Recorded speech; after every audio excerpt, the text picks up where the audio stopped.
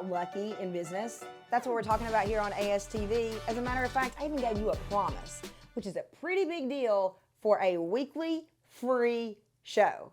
I promised you, if you give me 16 weeks, it was actually 17 weeks. If you give me 17 weeks, as sure as my hair is red, believe you're going to have more customers and make more money. Now think about that for a minute.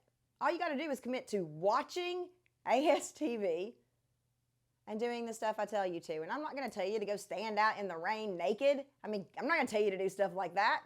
Come on. So we're on week 16.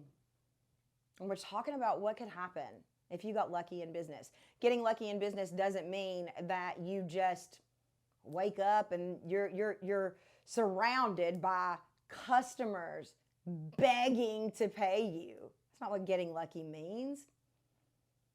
Getting lucky is a little bit about some of the words that we use a lot in this industry. Yes, you manifest it. The part a lot of people leave out about manifestation is you're not sitting on the beach drinking Mai Tais, meditating 100% of the time. You're not. You have to be ready when the universe delivers. So we're talking about getting lucky. We're talking about manifesting. Never thought I'd say that here. Not anything wrong with manifesting. I'm just super literal. But I know I've manifested some great stuff in my life, and I know you will too. We're talking about the law of attraction. And what would happen if you got lucky? Well, today I'm going to give you a very Kendrick, even though I didn't create it, tactical and practical tool. Now, here's something about me that I know the students who have come through ASU are aware of, but it's really important for me to make the distinction here for you. There are 3 parts that are really important to authentic selling and to the way I teach. Now, why do you care? I'm going to tell you in just a minute. But the first part is tactical and practical. So I always think of the line from Hamilton, right? No one matches my tactical, practical brilliance. It's tactical and practical. It's what we joke about in ASU as, Kendrick's got her new kids on the block hat on, step by step. It is so literal. Step 1, step 2, step 3. It is tactical and practical. The middle, number 2, about the way I teach is there's some theory, but the tactical and practical marry with that theory so that you know what to do. So I don't just say, hey, you want to double your sales? Learn to follow up. Like some people would do that, right? That's called awareness selling. I didn't teach you how to do it, right? I led you to the how, but I didn't give you the how. Yes, that is a way that you can give free content away. You got to pay for the how. Okay, well, I try to give you both. And then the third really important component to the way I teach is year after year, we get more infotainment focused because it's fun for me. I think it's fun for you. Keeps people more engaged in learning. And the sea of sameness out there is not where I want to play. It's not where I want to swim. I want to be in the sea of authenticity so that you actually want to complete the stuff that I make because I know it can make a difference. So why do you care? Number 1, because you can be positive if you're coming along this journey with me for the next 16 weeks that you are going to get tactical and practical. By God, you are going to get every how-to you need to know to find customers and make business, make more money. Period, full stop. And if not, we're going to talk about what you do and how to get some help with that. Number 2, you can rest assured that I'm going to give you some theory. I'm going to give you, and the theory are sales foundations. And it's not my theory. So there are times when I teach when I'm like, sometimes it's an opinion, right? Like all experts. Sometimes this is my opinion based on my hard-won expertise. Sometimes it's a fact. Jack. Sometimes it's a fact. And so the theory that I teach really isn't theory, it's a fact. Like, follow up doubles your sales, period, full stop. So let's go over here to the tactical and practical and learn how to follow up, because I'm all for doubling some sales. And then the fun part keeps us all engaged, right? So what I'm giving you today is kind of, I don't have many tools like this, but it's kind of like the marriage of all three of those. It's a little bit out there with infotainment. It is a theory and it's tactical and practical. And usually I try to separate those. So that's why I'm telling you that. But stick with me. What would happen if you got more customers and made more money in your business in a way that was not icky, sleazy, slimy, gross, crusty, messy, rusty, dusty, but in a way that felt like helping? That's what we're all about for the next 16 weeks. That's what we're all about here. So I was having a conversation with a brilliant man about, I know you're going to be shocked, theater. Like, you know, because that's what I do in my spare time. Theater, theater, theater, theater. This amazing director said, we were talking about auditioning. And auditioning, I love it when I get an idea. Auditioning is kind of like the phase that a lot of businesses are in. We talked about speed dating your customer, right? Swipe left, swipe right. It was kind of a fun thing in February. And that you are also interviewing and you are also looking for your match.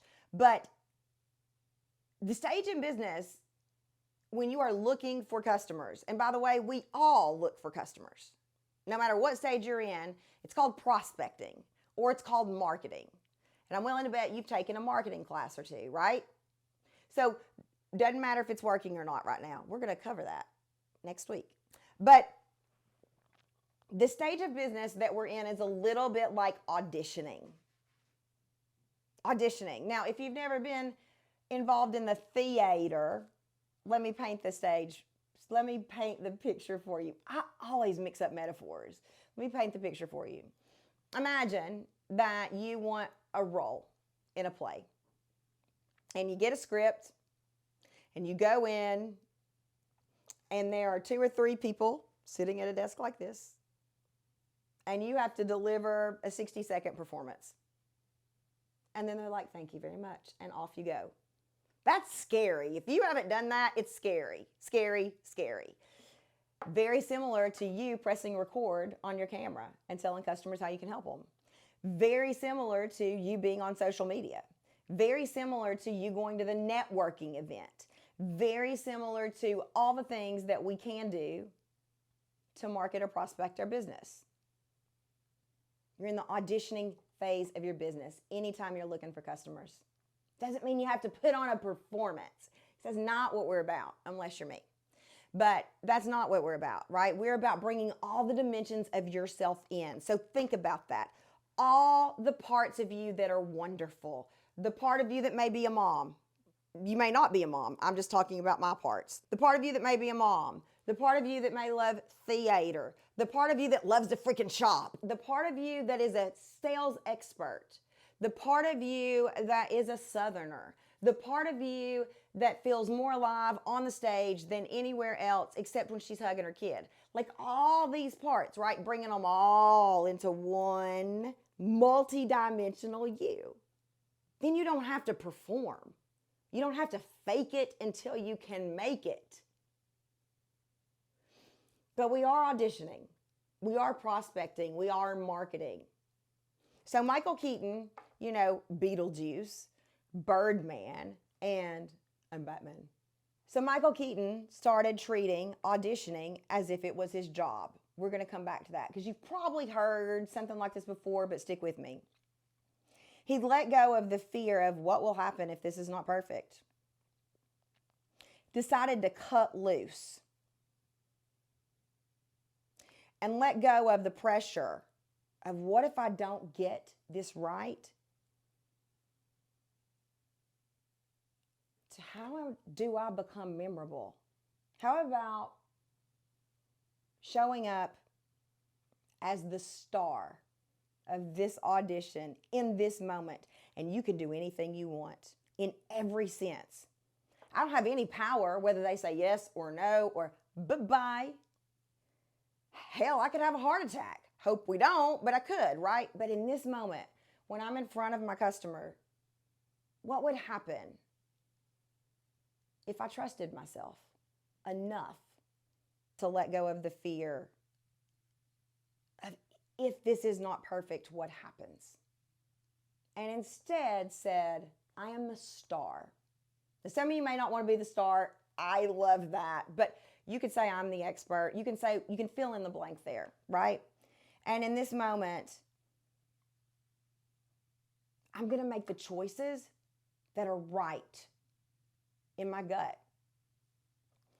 I'll tell you what happens. It leads to very bold results because it's very different from someone who is afraid if they do something too much or too little that you won't get the reward later. So what's your job? Are you a life coach? Are you a business coach? Are you a consultant? Are you a course creator? Do you sell clothes in a brick and mortar? Are you a sleep consultant? What's your job? Now, what if we broke that down and said, actually, your job is prospecting, marketing, auditioning? Okay, that just so y'all know, that feels awful to me. Like I kind of want to vomit when I say, what if your job is prospecting? But instead of following all the rules, what if you had a way to be the star, to make bolder choices, to stand out in the sea of sameness and jump over into the sea of authenticity? What does that look like? Let me give you some examples. What that looks like is you are unashamed that you love New Kids on the Block. That's a bold choice. I sent an email out last year, or maybe it was 2 years ago, about being in the emergency room, having to do the little cup thing. You know what you do with the cup thing? Sneezing and dropping it all over me. And so I walked out of the emergency room bathroom with no pants on and no underwear. Yeah, my whole was hanging out because I wasn't going to walk around with urine all over me. Literally, no pants, no underwear. That is a sight. But I told that story, right? There are people who have told me, stop singing, stop talking about Broadway, stop talking about Dr. Dre and Obama, get rid of your accent. Y'all have heard this before. Put on glasses so people will at least think you're smart, right? Don't tell stories about urinating on yourself. Who tells those kinds of stories? Someone who's unafraid. Someone who's like, yep, that's me. I'm going to encourage you over this next 16 weeks to be the star. Now, I don't want to trigger you with the word star. Like, I do realize that there are people out there, like, for example, my friend Jenny Shee, who's like, I don't want to be the star. So we need to make star mean for you whatever it needs to mean. But make your choices for the next 16 weeks, and I'm not saying spend money, not what I'm saying, as if you're a star. Go on social media and just pretend for one day, for this next 2 minutes, I'm the expert. I'm the star. What would you say? What would you tell? Well, and I'm not saying you have to tell stories about urinating on yourself, but what happens is you become polarizing. And that means people who are like, oh my God, I never want to hear another story about Kendrick's urine. They don't. They go away. But the people who think that's funny and, oh my gosh, she's so wacky and it's so authentic, I want to know more, stick around.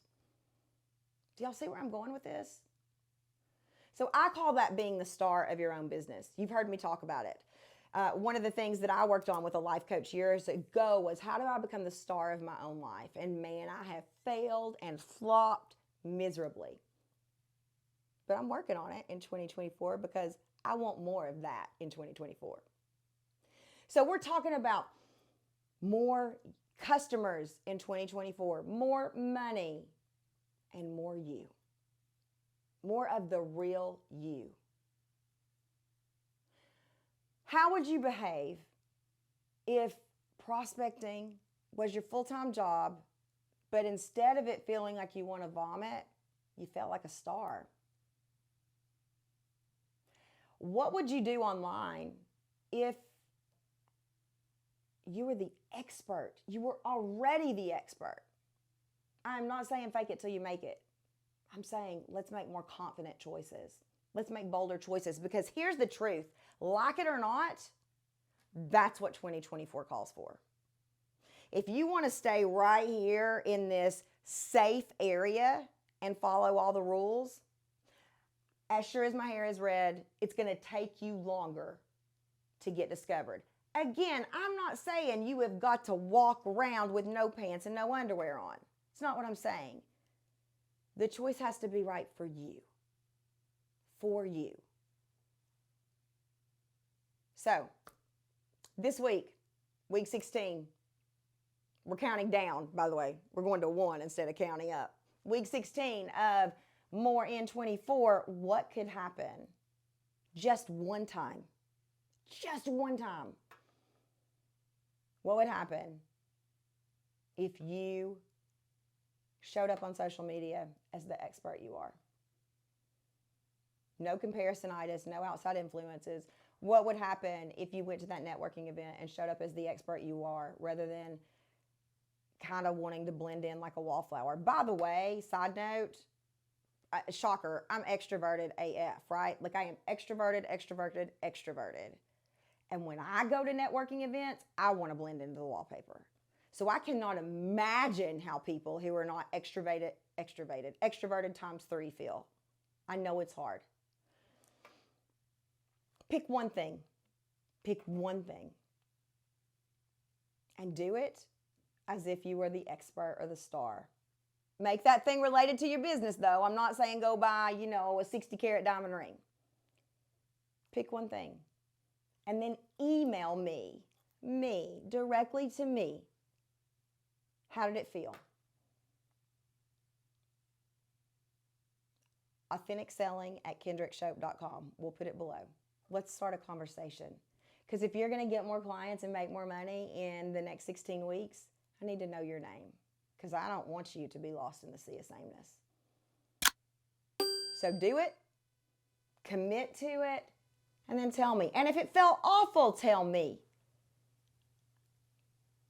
I believe in you. And I believe in your business.